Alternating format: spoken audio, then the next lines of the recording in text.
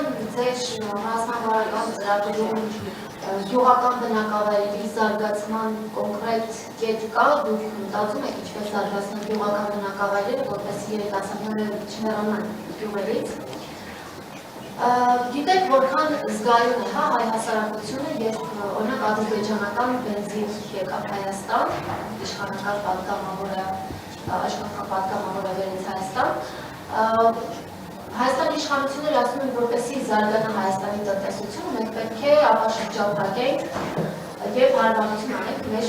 հարգած պետությունների հետ եւ երկար թշնամիներ լինել չեն կարող։ Դուք այս թեզը կիսում եք թե ոչ եւ եթե գաք իշխանության, տեսեք օրինակ երբ ասում եք ադրբեջանական բենզին են Հայաստանում վաճառում,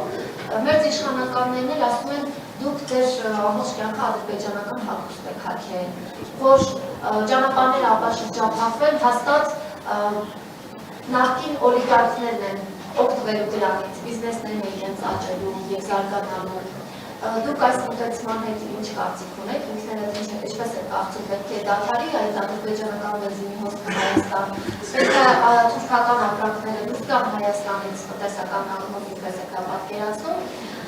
եւ ձեր քաղաքական այդուհանդերձ չեմ կարող քաղաքական հարց չտալ, քաղաքական ուժի մեջ նախկին իշխանության ներկայացուցիչներից կամ օրինակ Հայաստան դաշնքից լինելու են պատգամավորներ կամ շուշուկներ, խոսակցություններ, որ օրինակ ձեր տնօրենը Արման Վարդանյանը լինելու է ձեր ցուցակում, որքան հիշում եմ վերջերս դատապարտությունը բարդ էր նախաձեռնել եւ նա ասում է ապօրինի ծագումով ույթի բնակացման օրենքով ձեզ համար սկզբունքային է, որ որևէ առողջություն չունենաք նախկինների հետ։ Շատ լավ։ Շնորհակալ եմ շատ։ Առաջինը գյուղերի հետ կապված ասեմ։ Գյուղերի հետ կապված մեր այցելությունների գյուղեր ցույց են տվել, ինչպես այսօր նշեցի, որ անգամ երբ որ բերքը լավ է լինում, գյուղացիները վաճառքի խնդիր են ունենում, շահույթը էլի կորցնում են գների անկման պարագայում։ Մթերմանկանը լուծում է այդ հարցը։ Գյուղեր այցելությունը ցույց տվեց, որ գյուղացիները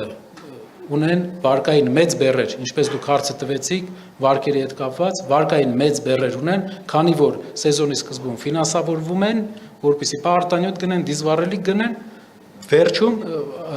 խնդիր են ունենում արդեն, քանի որ այդ սեզոն կարող է խնդիր ունենան բերքի հետ կապված, իսկ երբ որ բերքը լավ է, գնի հետ կապված։ Մթերմանկանը սա էլ է լուծում։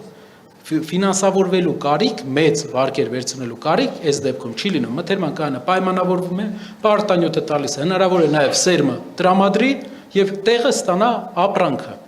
տեղը ստանա մթերքը։ Սա շեշտակի,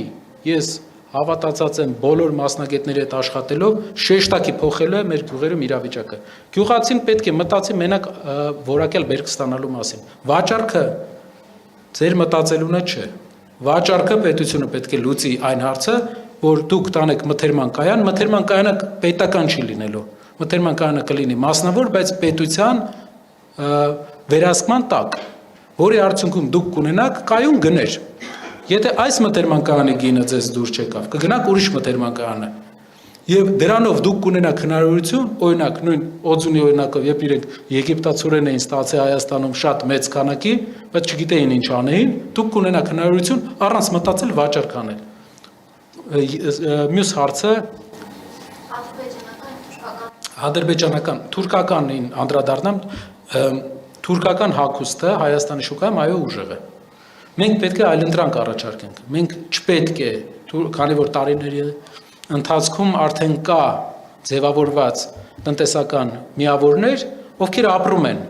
այդ գծի վրա, այսինքն Թուրքիայից հագուստ են բերում, վաճառում են։ Մենք քաղաքացիական պայմանագիր կուսակցության նման ռեակցիոն մոտեցման կողմնակից չենք, որ մարդկանց բիզնեսին հարված հասցնենք։ Պետք է այլընտրանք առաջարկվի։ Տեքստիլ, Հայաստանը ունենա տեքստիլ արդյունաբերություն։ Այսինքն մենք ունենք ռեգիոններ, որը պատմականորեն Գյումրին եղել է տեքստիլ արդյունաբերության Հայաստանի կենտրոնը։ Բոլորը գիտեն, որ կտորի արտադրության կենտրոնը, նաև այլ երկրներ առաջարկել։ Եթե անգամ Հայաստանը չկարողանա, մենք ունենք այլ գործընկեր երկրներ, ում հետ կարող ենք անել։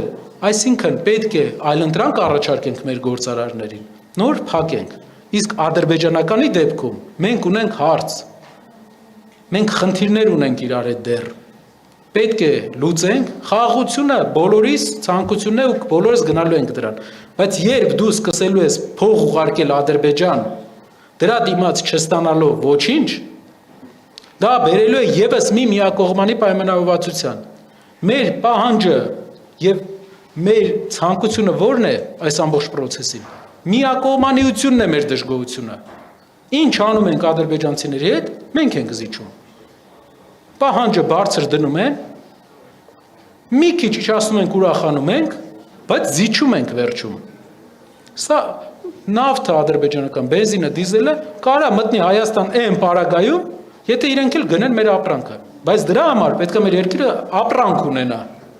Ես հիշում եմ, որ Իրաքի Հանրապետությունը հայկական պատվիրակության այցելություններից մեկի ժամանակ, երբ գնացել են իրենք երկու բան են, ծխախոտ ու բան են, ալկոհոլային ինչ-որ խմիչքների կոնյակ էին տարել եւ ման էին գալի, թե ինչ տանեին, թե ինչ է Հայաստանը արտադրում։ Որտե բան չեն կարող մոլիբդենի հողը վերցնենք տանեինք։ Պղինձել չենք արտադրում։ Մի բան գոնե արտադրենք։ Այսօր պարոն Կարյանը ասեց, Փաշինյանի կառավարության ժամանակ 10% արդյունաբերությունը ընկել է։ 9% է մեր հնայի մեջ արդյունաբերությունը։ Գործ պետք է անենք, որ այսինքն իսկ արդյունաբերությունը ամենաշատ նոր աշխատատեղեր ստեղծող ոլորտն է։ Ամեն $1, որ արդյունաբերությունում է, եւս $1-2 տալիս է ուրիշ ոլորտներին։ Սա է մեր տեսլականը, որի ուղղությամբ պետք է գնանք։ Եվ քաղաքական հարցը, քաղաքական հարցը։ Մեր թիմում լինելու են մարդիկ, ովքեր աշխատել են բոլոր կառավարությունների հետ, մենք ունենք մարդ, ով աշխատել է այս կառավարության հետ, մենք ունենք մարդ, ով աշխատել է այլ կառավարությունների հետ, կարևոր նախապայմանը մաքուր ձեռքեր եւ պրոֆեսիոնալիզմ։ Մենք 50 միլիոն չենք, որ ընտրենք, թե չունենք այդ մեծ ընտրությունը, մեր հասարակությունը, որ իրար մոռանանք այն մարդիկ, ովքեր ունեն մաքուր ձեռքեր ունեցել են եւ պրոֆեսիոնալ են, տեղ ունեն մեր կարծիքով, իհարկե ուրիշ տեղեր էլ կարող են լինել մաքուր ձեռքերով եւ պրոֆեսիոնալ մարդիկ։ Այո, ինչ վերաբերվում է այն գործիչների, ովքեր երկարաժամկետ աշխատում են այլ քաղաքական մաս են կազմում այլ քաղաքական։ Քիչ է հավանական, ավելի շատ կլինեն գործիչներ, ովքեր մեծ համակիր են եղել, մասնակից են եղել, ուղղակի իրենք էլ կամ ինչ որ этаպում են մասնակից եղել։ Իրանք կլինեն, այո, պրոֆեսիոնալներ կլինեն, բոլոր կուսակցություններից Հայաստանում եղած։ Հնարավոր է, մենք չենք բաժանում, որպեսզի հասկանանք տնտեսագետների մոտեցումը քաղաքական գործիչների մոտեցումից լրիվ տարբեր է։ Տնտեսագետները գնում են արդյունավետության հետևից, քաղաքական գործիչները ես այսքան ժամանակ էլ վերջ չհասկացա հայ քաղաքական գործիչներից նշանակալի մեծամասնությունը ինչի հետևից են գնում։